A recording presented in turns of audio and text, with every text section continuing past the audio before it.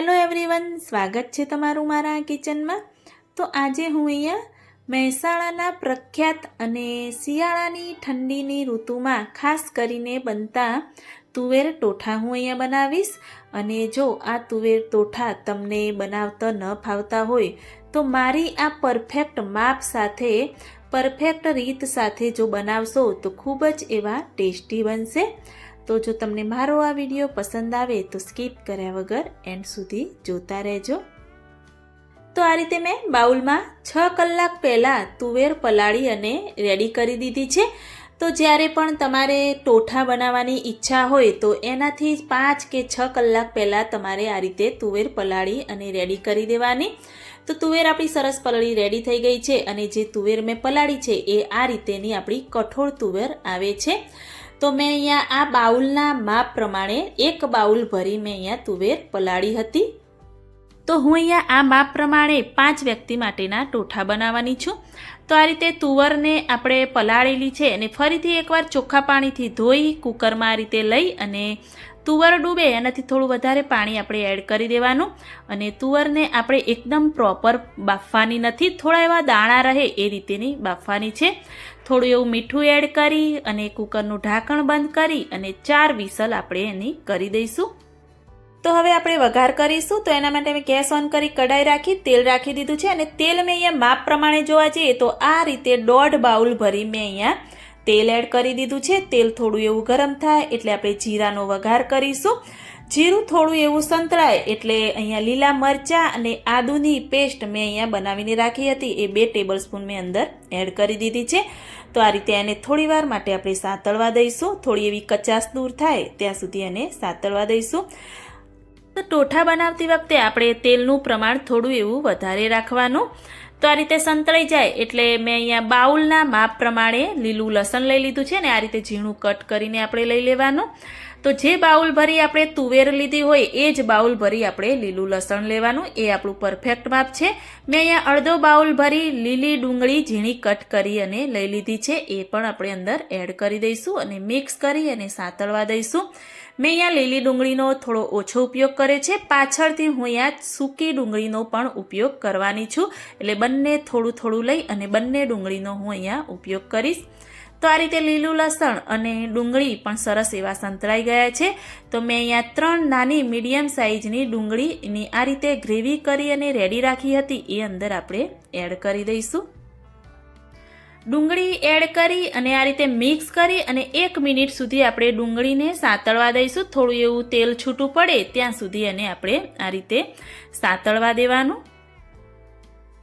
તો ડુંગળી સંતળાઈ જાય એટલે મેં અહીંયા 3 મીડિયમ સાઇઝના ટામેટાની આ રીતે પ્યુરી કરીને રાખી હતી એ પણ આપણે અંદર એડ કરી દઈશું અને આ રીતે મિક્સ કરી દઈશું।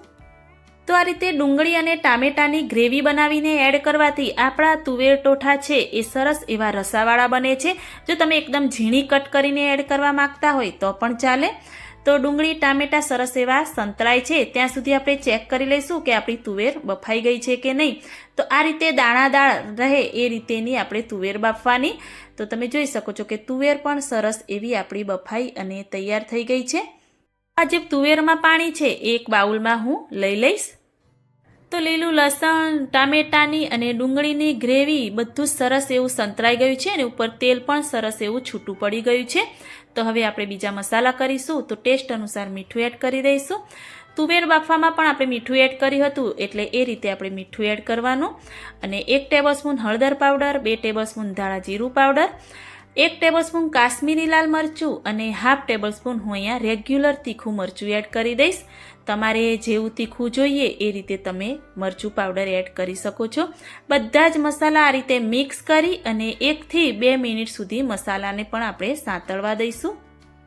તો તમે જોઈ શકો છો કે સરસ એવા મસાલા સંતળાઈ અને રેડી થઈ ગયા છે અને ઉપર સરસ એવું તેલ પણ છૂટું પડી ગયું છે। તો હવે અંદર આપણે તુવેર બધી જ એડ કરી દઈશું। તુવેરમાં જે પાણી હતું મેં એક બાઉલમાં લઈ અને સાઈડમાં રાખી દીધું છે। જો તમારે વધારે ટોઠા રસાવાળા રાખવા હોય તો તમે જે તુવેર બાફી હોય છે અને એમાં જે પાણીનો ભાગ હોય છે એ જ પાણીનો ઉપયોગ તમારે અંદર કરવાનો। તુવર અંદર એડ કરી મિક્સ કરી બધા જ મસાલા સરસ એવા મિક્સ થઈ જાય એટલે આપણે 2 થી 3 મિનિટ સુધી ફરીથી એને આપણે ચડવા દઈશું। તો મીડિયમ ગેસની ફ્લેમ પર એને આપણે થવા દઈશું. તો હવે થોડી ઠંડીની પણ શરૂઆત થઈ ગઈ છે અને માર્કેટમાં લીલું લસણ પણ મળવા લાગ્યું છે. તો તમે પણ મારી આ રેસીપીથી એકવાર ટોઠા બનાવીને ચોક્કસથી ટ્રાય કરજો. તો સરસ એવા બધા જ મસાલા સંતરાઈ ગયા છે અને મસાલા પણ તુવેરમાં ભળી ગયા છે. તો હવે લાસ્ટમાં આપણે ગરમ મસાલો 1/2 ટેબલ સ્પૂન અંદર એડ કરી દેવાનો. થોડું એવું કાચું લસણ આપણે અંદર એડ કરી દઈશું. કાચું લસણ એડ કરવાથી સરસ એવો ટેસ્ટ આવે છે. કોથમીર થોડી એવી અંદર એડ કરી મિક્સ કરી અને આપણા ટેસ્ટી એવા ટોઠા બની અને તૈયાર થયા છે. તો સર્વિંગ પ્લેટમાં લઈ લઈશું. તો મેં અહીંયા સર્વિંગ બાઉલમાં બધા ટોઠા લઈ લીધા છે અને એના ઉપર આપણે થોડી એવી સૂકી ડુંગળી ગાર્નિશ કરી દઈશું. થોડી એવી ઝીણી સેવ આપણે ગાર્નિશ કરી દઈશું. તો ટોઠા સાથે ખાવાની મજા પડે તેવી બ્રેડ પણ મેં અહીંયા લઈ લીધી છે, પરંતુ તમે રોટલા રોટલી કે ભાખરી સાથે પણ ખાઈ શકો છો. અને છાશ વગર તો ખાવાનું જ અધૂરું છે, તો મેં અહીંયા છાશ પણ લઈ લીધી છે. તો સાથે સાથે કંઈક ગળ્યું ખાવાનું હોય તો વધારે મજા પડી જાય, તો મેં અહીંયા જલેબી પણ રાખી દીધી છે. તો કોને કોને ટોઠા ભાવે છે એ પણ મને કમેન્ટમાં જરૂરથી બતાવજો. તો મારી આ મહેસાણાના પ્રખ્યાત ટોઠાની રેસીપી તમને કેવી લાગી એ મને કમેન્ટમાં જરૂરથી બતાવજો. જો સારી લાગી હોય તો મારી ચેનલને લાઈક, શેર, કમેન્ટ કરજો. મળીએ કોઈક નવા વિડીયો સાથે નવી માહિતી.